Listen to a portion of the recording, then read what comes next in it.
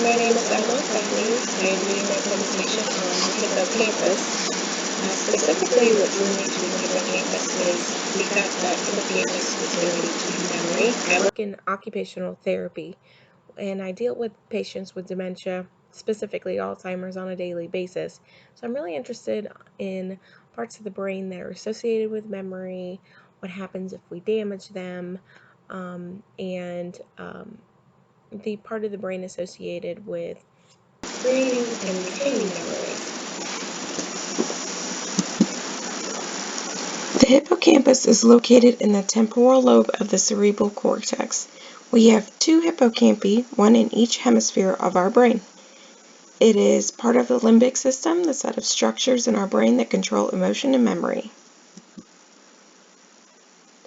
The name for hippocampus originates from Greek language, derived from the words hippos, meaning horse, and campos, meaning sea monster. This is due to the unique sea-horse shape of the hippocampus. Functions of the hippocampus include long-term memory, memory consolidation, and spatial navigation and orientation. The hippocampus is responsible for our brain's ability to maintain long-term memories. It is required for the retrieval of episodic memories and the initial formation of an episodic memory, initial storage of declarative explicit memories, and the retrieval of declarative or explicit memories.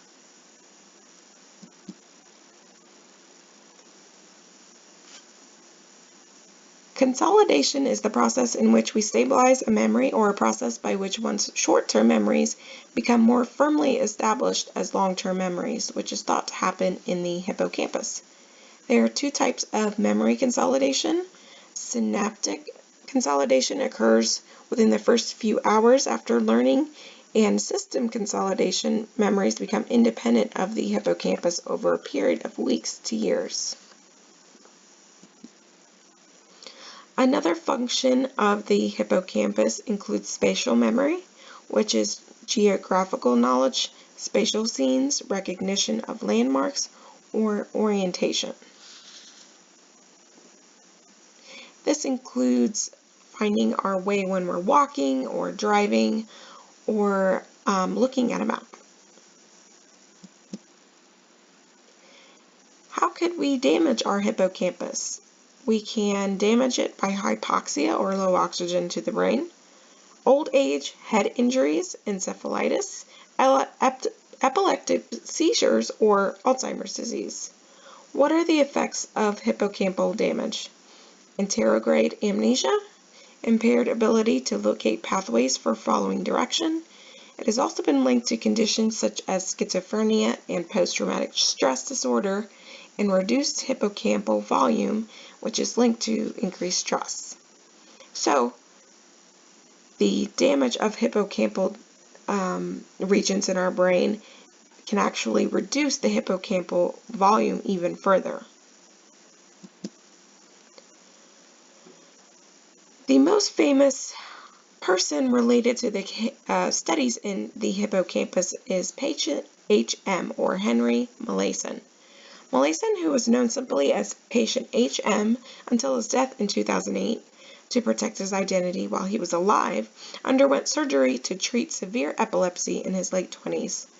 Much of his hippocampi were removed or damaged during surgery.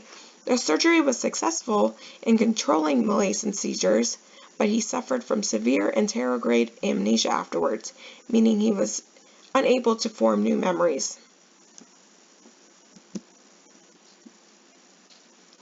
Molaison was completely unable to form new explicit memories, or memories that involve conscious recollection of facts or experiences. Molaison retained some memories before the surgery, although memories that were closer in time to his surgery were less stable. His procedural memory, or memory for non-conscious procedures like using a spoon or brushing his teeth, was still functional. Due to his implicit memory issues, Molaison was forced to live entirely in the present.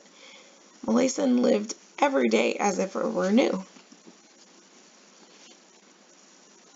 Perhaps the most interesting part of the study on the hippocampus is the key to the Alzheimer's treatment. They've been studying Alzheimer's treatment by treating neurogenesis in the hippocampus. Alzheimer's is a neurodegenerative disease. Neuronal replacement therapy may assist in treating Alzheimer's. Stimulating hippocampal neurogenesis might provide a new treatment strategy for the disease.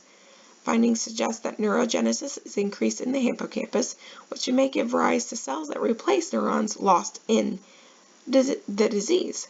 And as I said earlier, I am surrounded by patients with dementia and Alzheimer's on a daily basis, and I think this is fascinating that we can begin to treat Alzheimer's by focusing on a specific part in our brains, a very small part in the middle of our brains that we previously didn't know much about, but is now being used for Alzheimer's patients. Thank you for listening to my presentation. Have a good day.